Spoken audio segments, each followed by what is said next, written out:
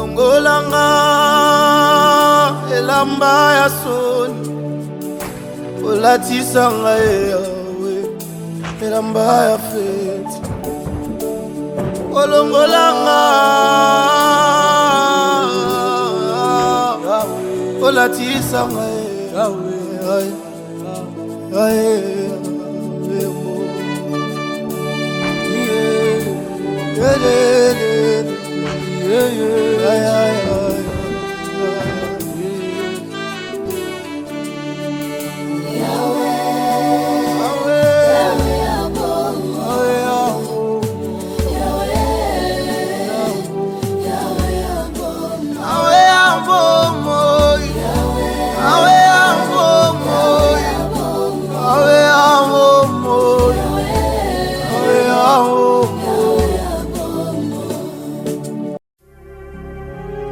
Commencement, était la parole, et la parole, Christ, radio, parole vie, la radio qui donne la vie à travers la parole. Mbote Shalom, chers auditeurs de la radio Parole Vie, la RPV, chers téléspectateurs, il y a de la Foi TV et il y a RK Pro TV, soyez bénis où que vous soyez par la grâce de Dieu. Merci cher papa, cher maman, cher bien-aimé dans le Seigneur. Babokata Rapongi Boutunios. 2h, 3h, 4h, 5h du matin. Voilà que vous allez brancher la radio Parole Vie, dans de la Foi TV, il y a RK Pro TV, et ma chaîne Moussous. Cher papa, cher maman, je l'ai toujours dit, je suis le prédicateur de la bonne nouvelle. Je suis le prédicateur de l'évangile.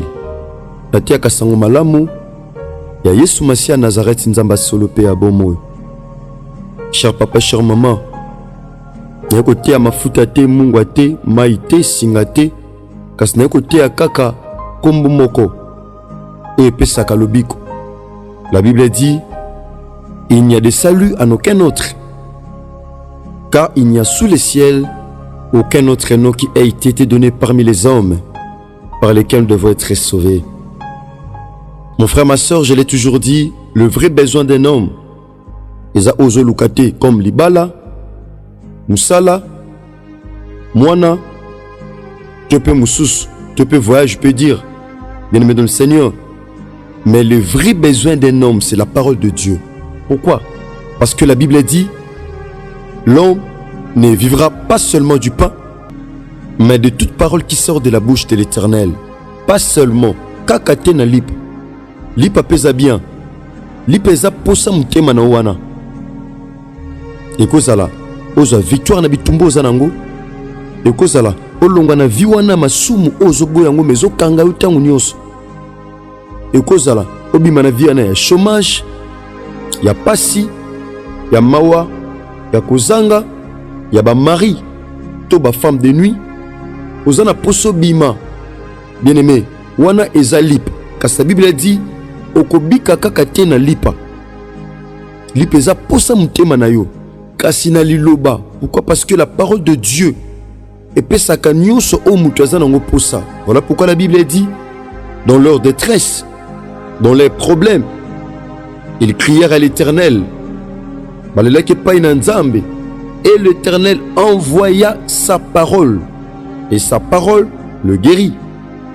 Yahweh atindaki mbongo te, manduki te, mais atindaka liloba. Pourquoi? Parce que dans la parole de Dieu, il y a la délivrance, il y a les témoignages, il y a la transformation. Bien-aimé, il y a l'édification. Et puis même à bonne voix. Voilà pourquoi Kolo atindaki liloba. Je crois que la parole de ce matin, bien-aimé, peut aussi t'orienter, peut aussi te sortir de n'importe quelle situation qui te pense de cœur, bien-aimé dans le Seigneur, ce matin. Aujourd'hui, bakou malam, papa, maman, vous allez brancher na RK Pro TV, te pe na ba chaîne Mosusu, au tout travail na bango, na partenariat, na katia radio, Parole Vie. J'aimerais que nous puissions prier. Éternel Dieu Tout-Puissant, nous te disons un grand merci pour ces moments essentiels, pour ces moments de la parole. Seigneur, qui suis-je pour parler de ta part afin que ce peuple soit ton trépied orienté, afin que ce peuple, Seigneur, puisse avoir retrouvé ces dons qu'il a besoin, partant de cette parole. Je te prie, Père éternel, plaise à ta volonté, que la parole de ce matin, Seigneur, puisse apporter de la lumière, puisse apporter de la délivrance, car il est dit, dans leur détresse, lorsqu'ils ont crié, tu leur avais envoyé ta parole, et la parole avait guéri.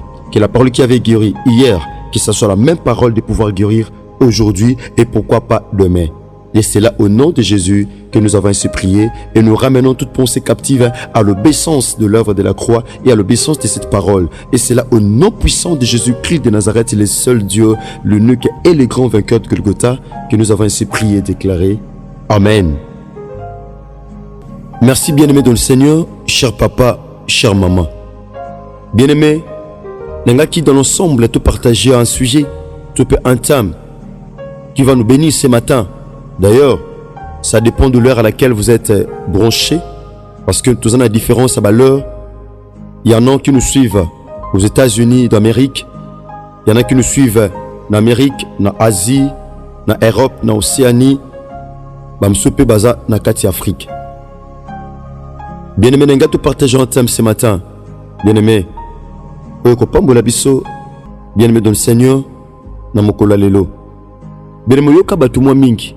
Les gens batumso yo ka bien aimé ba déceva yo. Ngana bisa yo émission au lokola objectif nango zali a komema bon moy. C'est possible ce matin à te pa wapi ku fezo tangama bon moy. Écoute. Ya tam to ngato partager ezali IL de Bethel. IL de Bethel. To mona IL pe to mona Bethel. Bien aimé dans le Seigneur. Toye kolango dans l'ensemble awa 4 na osika. Mais yambo tokota na thème na biso, ngato soit image na kambo tolito lobela, eza na livre ya 1 roi chapitre 16.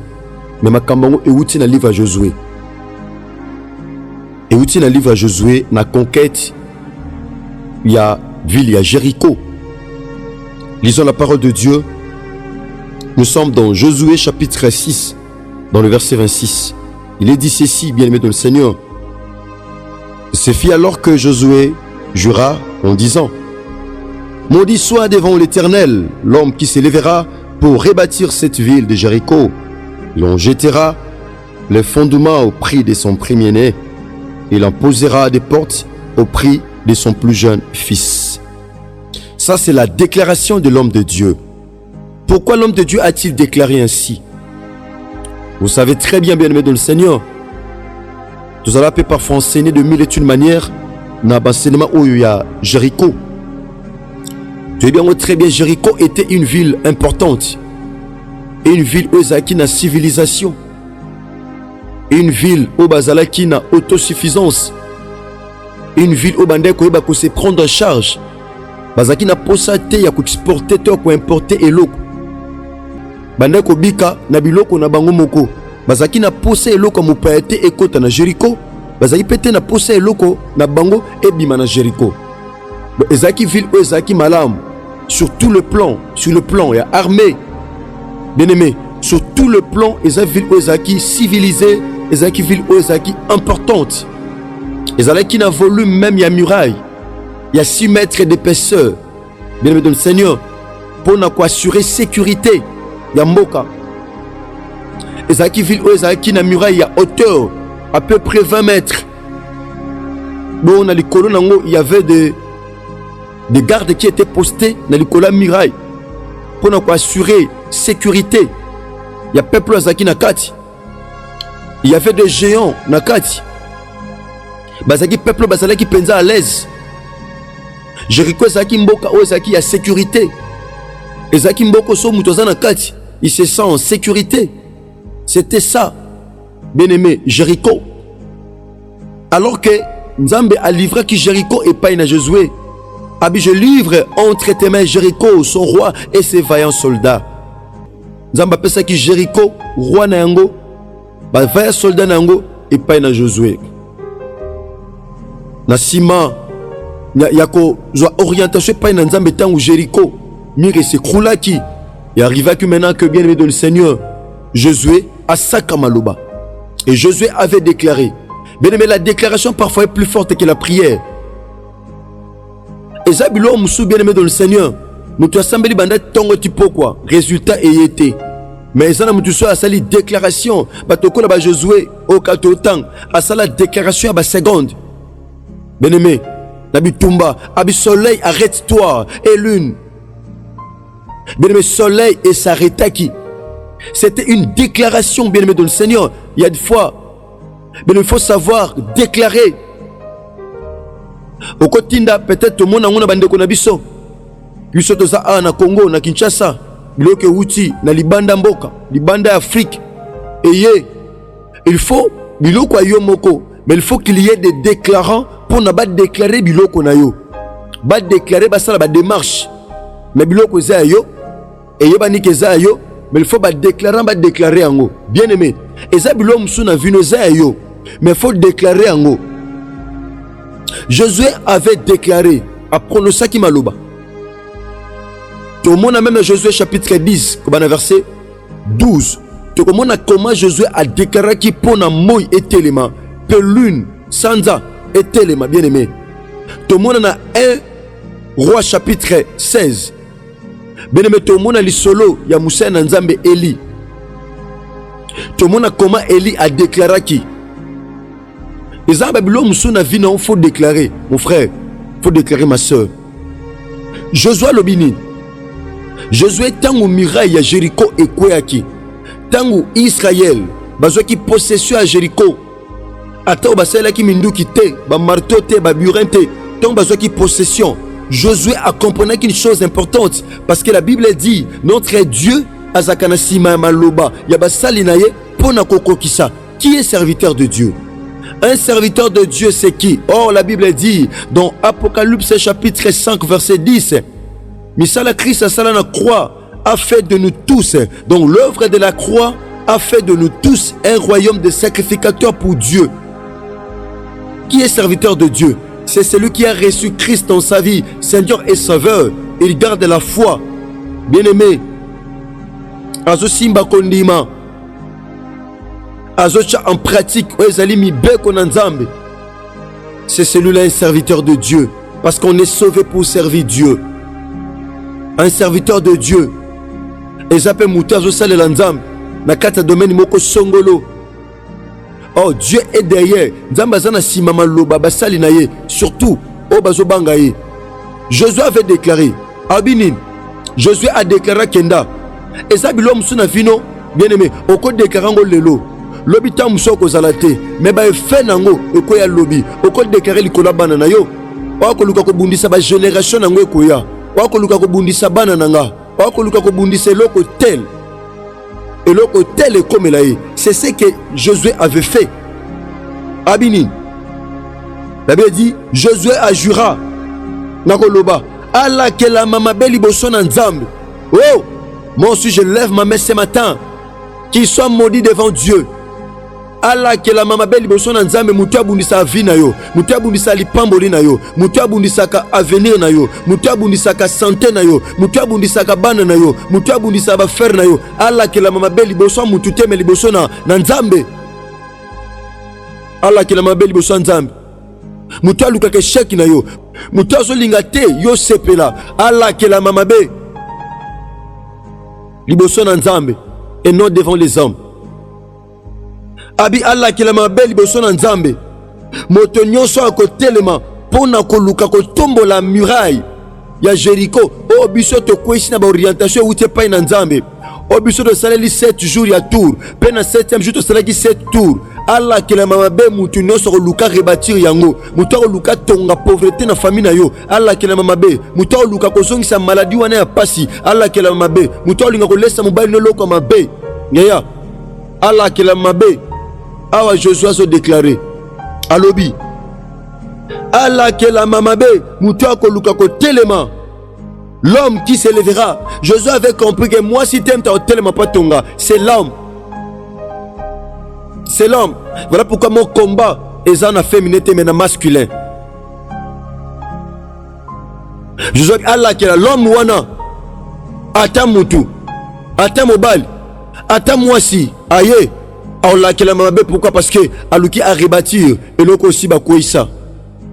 Aolakela mabe abakisi na koloba yoka bien aimé tangu ye akoluka tia fondement obiso to longoli bien aimé, fondement ozo longola na famille na yo, fondement ozo koisa na famille na yo, fondement na stérilité ozo koisa, fondement na pauvreté ozo koisa, fondement na maladie héréditaire ozo koisa, fondement wana ya vie ya pasi ya kolela ya péché ozo koisa. Mutu akolinga a rebâtir fondement wana azongisa yango akolakela mama beli boso na nzambe nazo lunga zongisa fondement wana, fondation wana, fondation ya oyo buka na pasi, fondation ya maladie héréditaire bobela tango nyonso maladie boma banoko oyo boma ba yaya yo mpe linge tungisa yo.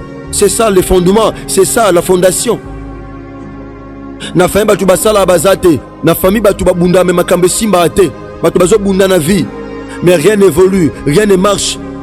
Batu babalate talabana lokola ba pondeuse yaya, mais ba oyo babala complication na maternité, ba examen, ba hydro, ba nin tala ba examen.